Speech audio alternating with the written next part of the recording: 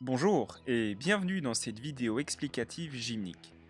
Au cours de cette capsule vidéo, nous allons parcourir ensemble les 10 éléments qui composent la série à la barre fixe imposée au deuxième quadrimestre pour les élèves du bloc 1.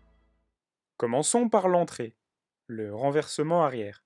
Au départ, je suis en suspension corps tendu, puis j'effectue une traction de bras, et je viens ensuite ramener les genoux vers la barre. À ce moment, mes bras se retendent. On aperçoit sur cette image que mes jambes sont tendues et mon bassin fermé. Je dois alors effectuer une seconde traction de bras pour ramener le bassin au-dessus de la barre. Après cela, il suffit simplement de me redresser pour arriver à l'appui. Passons au deuxième élément, l'élan corps tendu nécessaire au tour arrière qui suivra. Ici, je viens fermer le bassin contre la barre. Mes bras restent tendus. Puis, je vais envoyer mes jambes vers l'arrière de manière explosive pour me repousser de la barre, avant de ramener le bassin contre la barre et d'être prêt à réaliser mon tour arrière. Mon corps, à ce moment précis, est tendu. Et voici le tour arrière que nous allons voir ensemble tout de suite.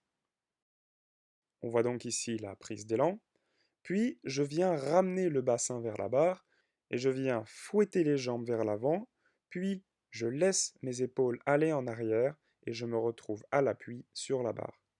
Je veille à garder mes jambes et mes bras tendus tout au long du mouvement. L'élan est primordial pour réaliser un bon tour arrière. Pour l'élan filé, et comme beaucoup d'autres mouvements, mes bras et mes jambes doivent être tout le temps tendus. Je commence par laisser tomber mon corps en arrière, tout en gardant mon bassin proche de la barre. Une fois que mon tronc est en dessous de la barre, comme sur cette image, j'envoie mes jambes vers l'avant et le haut. Je suis alors prêt à entamer mon balancement avec une bonne amplitude.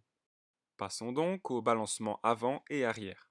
Malheureusement, dû à ma grande taille, je suis contraint de fléchir légèrement les genoux pour ne pas toucher le mousse. Bien évidemment, un balancement correct s'effectue avec les jambes tendues. Pour le balancement avant, je viens fouetter les jambes vers l'avant afin de prendre de la vitesse. Je viens alors ouvrir légèrement mon bassin pour arriver en position parfaitement droite et alignée au point mort avant. Au balancement arrière, je viens également fouetter les jambes, mais vers l'arrière cette fois-ci.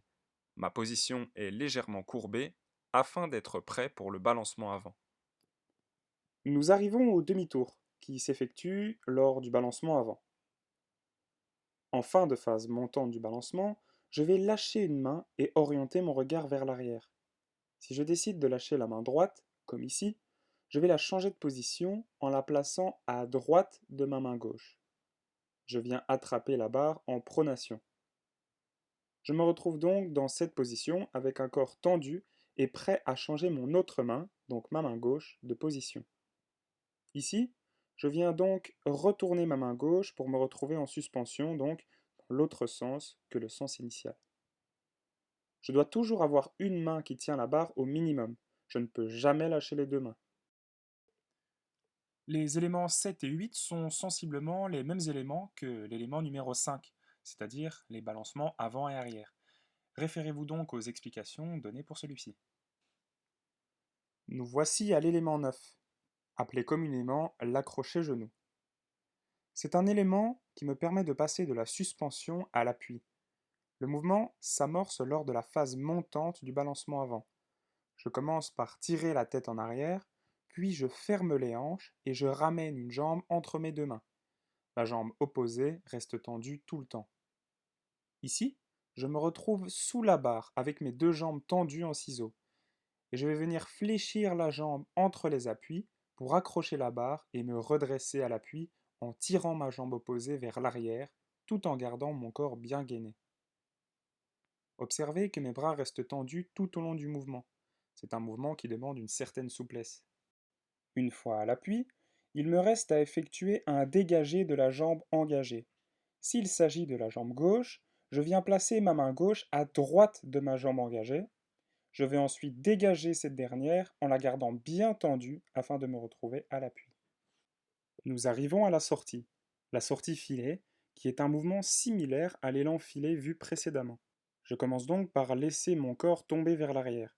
Puis, je ferme le bassin avant d'ouvrir énergiquement l'angle bras-tronc.